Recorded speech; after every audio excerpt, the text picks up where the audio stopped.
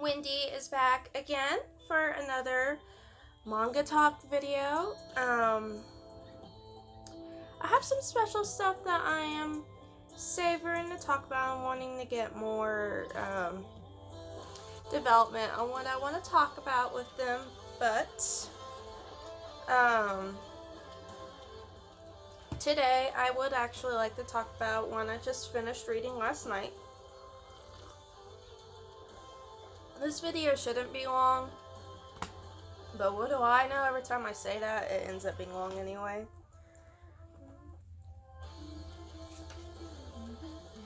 But so we are gonna talk about BL. Very interesting premise. It's gonna be really interesting. Well, to keep reading in general and to talk about and everything. But let's talk about Love in Limbo by Haji. That's it. That's all you got there. So, I wanted to read this when it first released, but I just got thrown off on it because I wasn't sure.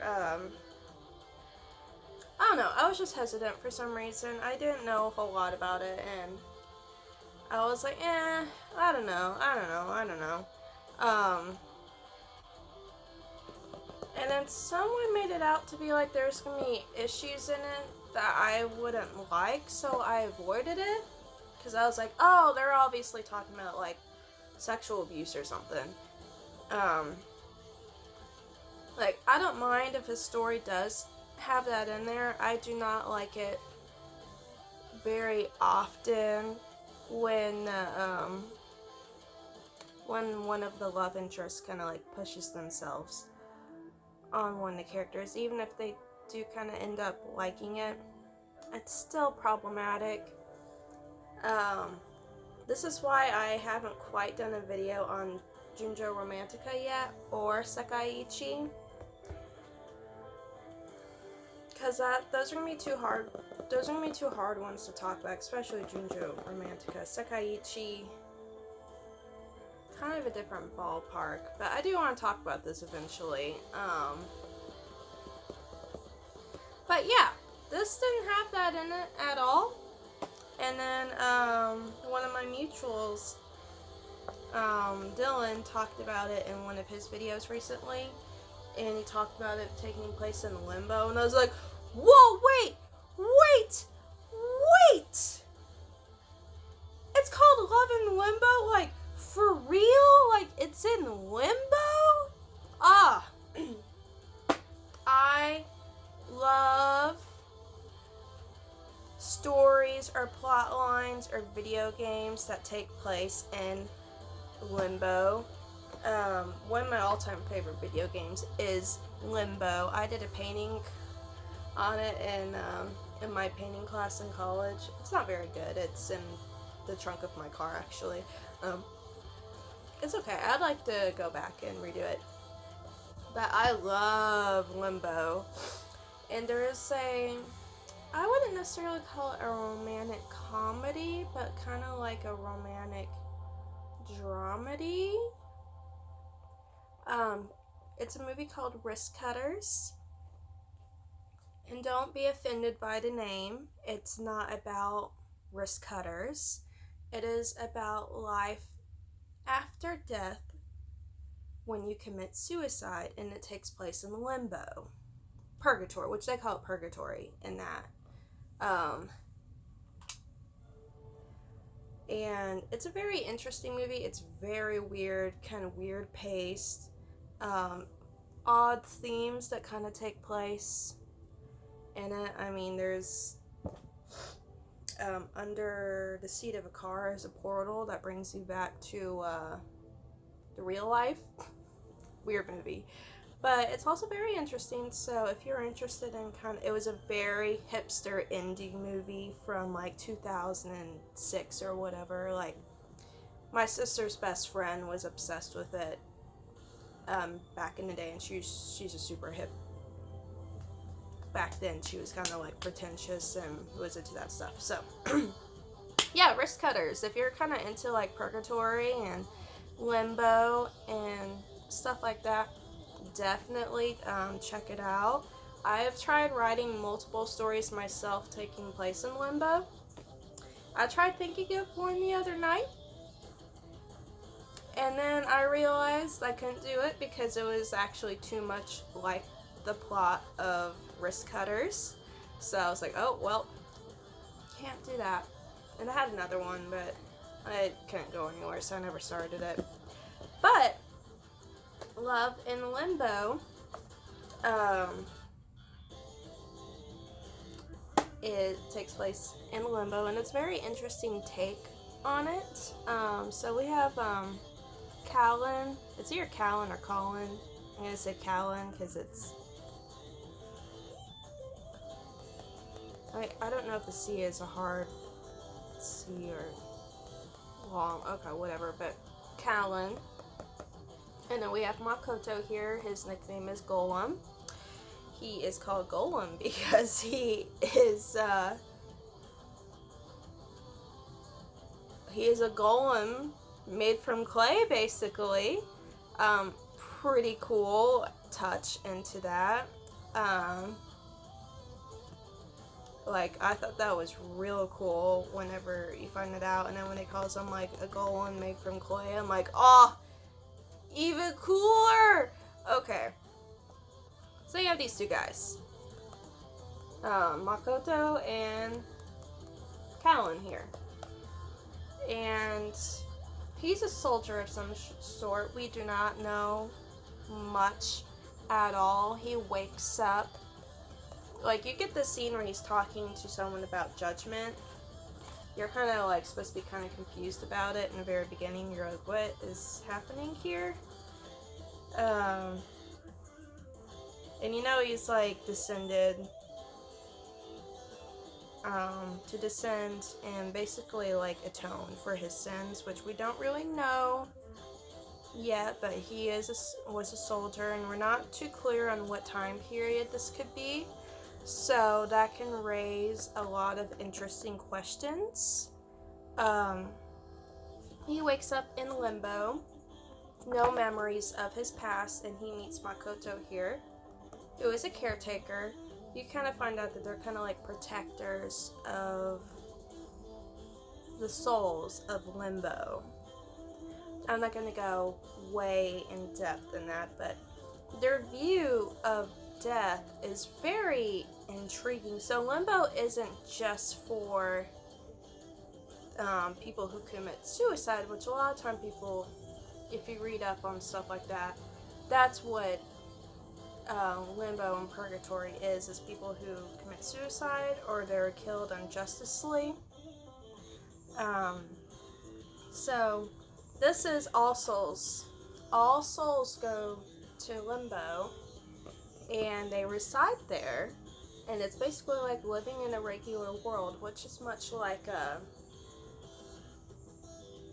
Wristcutters. But whereas Wristcutters, that world is shitty, whereas this is there's plants, there's animals, there's food. Like it's like a normal world. It's just for the dead. Well, souls, I should say. I mean, it is for the dead, but they're like souls. And they wait some time, and they can be reincarnated. And the idea is they can be reincarnated several times. And if they keep staying good, they will eventually go to heaven. If it's not good, the latter, then I guess you will eventually have to go to hell. I didn't want to know what you have to do to go to hell because, I mean, it's been very clear that Callan here has killed lots of people. And I guess this is only first time going to Limbo, but we don't know that. For all we know, this could be like his fourth time or something, but, so that definitely goes into the idea of reincarnation, which I always think is really cool. If you've seen the Robin Williams movie, Oh. Heaven. Oh. I'll have to put the title in the comments when I upload this video because I forgot the title of the movie, but it's a Robin Williams movie that talks about heaven and purgatory, and it's a very interesting take in that too. If you haven't seen it, it's really good. Definitely watch it, and it plays into the idea of reincarnation, and that every time, if you find your soulmate, every time you're reincarnated, you will always find each other. And that deals with like depression and stuff in that movie. Check that out. I'll put it in the comments. But so that kind of like has the idea of how their world functions, and there is angels who kind of like watch over Limbo and like make sure it stays in order. And I find them really interesting because they are kind of terrifying looking. They look like demons. And I always think it's kind of cool when like a series like does angels and kind of switches it up. And well, like those look like Onis for me. Like what? Anyway, Callan here. I don't know how. I have lots of questions, and I can't wait to read volume 2 because I have lots and lots and lots of questions. Like, one. So Callan here has been granted the job of being the Reaper. And the Reaper basically protects the souls from monsters that eat, they're called Maw, that eat the souls of the living. So, that's cool. You can like teleport, and he like gets this cool like there we go. But anyway, he gets like this cool scythe here, and he gets this like cool robe that like goes around him. And I find this scene right here is really cool. I like that his like cloak looks like it's made from like bats or something, and it like kind of like turns into bats here. I thought that was really cool. Oh, let me just show you this cover page real quick of Makoto for those of you that are interested. So, very weird premise. It's actually like, there's not a lot of action in it, but there is some in there. And there's actually quite a bit of, there is a lot of dialogue in it. For as short as it is and little, it actually took me a couple of days to read just because I wanted to make sure I was like invested in it entirely. I didn't, yeah,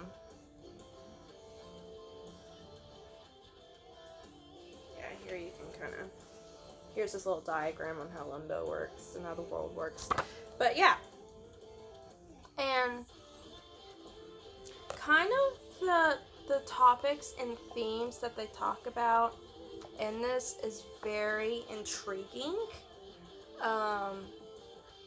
The characters very draw you in. I was actually surprised that Callan was like, they're both the main characters, but it focuses a lot on Callan in the beginning, and it kind of like we get in Makoto's point of view, but it's gone back to Callan's point of view too. And the romance in it is very, not really different, but it just has a different vibe than what I was expecting. I think like it's very, for such a dark premise, it's very serene and beautiful. Like Callan does not take advantage of Makoto. He's very respectful to him. He's very sweet toward him. Like, volume 1 takes place in the span of 2 months, so we really get to see find out the development between these two characters within that time.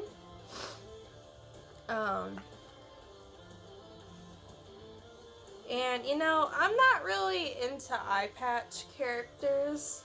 That's maybe another reason why I kept putting this off, because I was like, what? But, Callan is he's very interesting. I like a lot of his panels with him. And it will show him without his eye patch sometimes. There was a panel I saw earlier that I remember thinking that I really liked that. Oh, it was this one. I really like this one. I don't know why. It's like half his face is covered and half of it is still covered by the eye patch. And you can't see his eyebrow very well, but you can still clearly see the expression on his face that's going on. Right there, I really like that panel. And I'm really interested to see more of what's gonna go into, here's the cute scene to show you guys. On Makoto here, since he is a clay golem, I'm intrigued to see more of that play out, and his future, because his future is kind of like hanging in the balance. Not necessarily at the moment, but it will. And that's even a big thing that Callan talks about at the end of this, is that now that he found something that he cherishes, it's gonna go into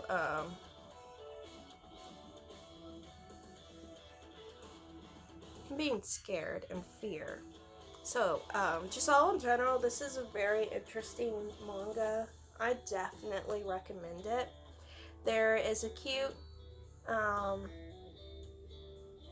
it's not necessarily smut, but you get a cute scene at the end with these two characters. It's like intimate, but very sweet. But the author gives you episode 5.5, and it's going to give you all the smutness that you want from it. So I thought that was cool. Like, you know, for those of you who don't really care for smut at all, you don't have to read it and be like, really? I don't want to read this. But those of you who do, or if you want to, like, you know, see it and read it yourself, you can try it out. So I always like it when authors do that. They'll like make a chapter, like a bonus chapter for those who want it and those who don't. Can you spook? My cat is in here and she will not come near me to show her face to y'all in this video. But